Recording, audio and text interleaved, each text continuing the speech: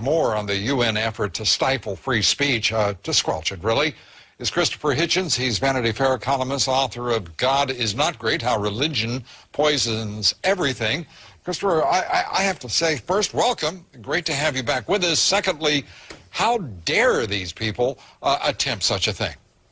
Well, first, thank you for having me back. And second, look, the claim of Islam is that it is the last and final revelation from God to humanity. That's quite a big claim to make, that you don't need another book after the Quran. You don't need any more evidence. You don't need any more argument. It's all done for you.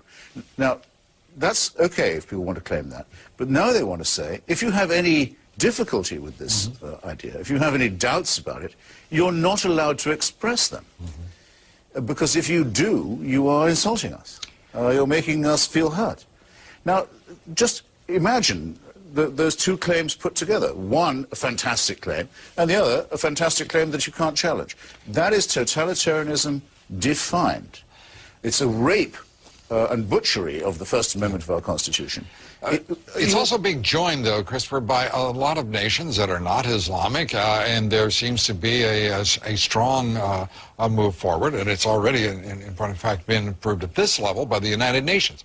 I have to say that we're reaching a point in the United States where we've got a group of people who will go around clucking, saying, oh, yes, this will be just fine, irrespective of our constitutional rights, because there's some, we have Americans now. There is a movement afoot in this country for hidebound orthodoxy of all sorts of extremes, politically, religiously, in which people say, the heck with the Constitution, there are higher issues at order here. You're quite right about that. I mean, when Salman Rushdie was sentenced to death by a senile theocrat in Iran for writing a novel, the Archbishop of Canterbury, His Holiness the Pope, certainly the Sephardic chief rabbi of Israel, and many other religious figures joined with Khomeini, not in exactly endorsing the fatwa, the death sentence, but in saying the problem was blasphemy.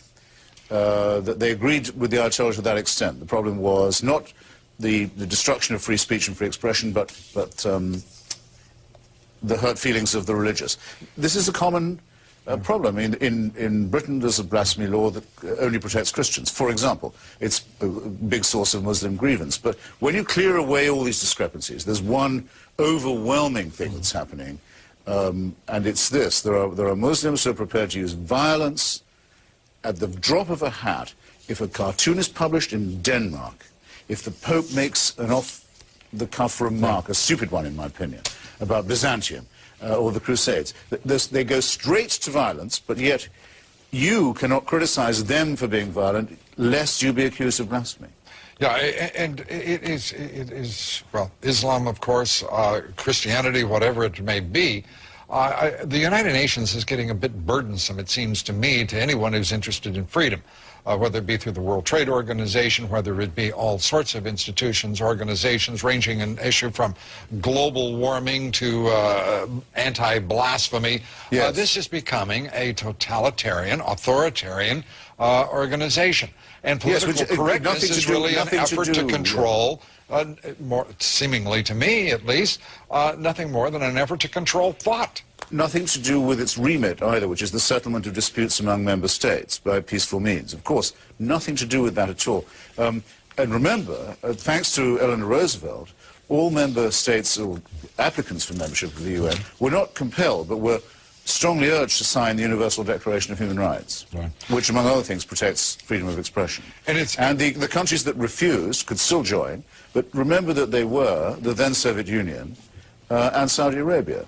Those were the countries that said we would rather not have to think of universal human rights. Universal human rights exist, whether religion recognizes them or not. And we have to stand up for this. And we have to better start standing up for it now, I would say, against theocracy. Well, let me ask you, in the course of the last several days, to my knowledge, I've been the only one in the national, I will put it this way, electronic media that has challenged Reverend Al Sharpton on the issue of the First Amendment, seeking the firing and actually the intervention of the federal government on the New York Post because of a cartoon that was lame, as I've said, insensitive, and I thought a demonstration of bad judgment, but not racist.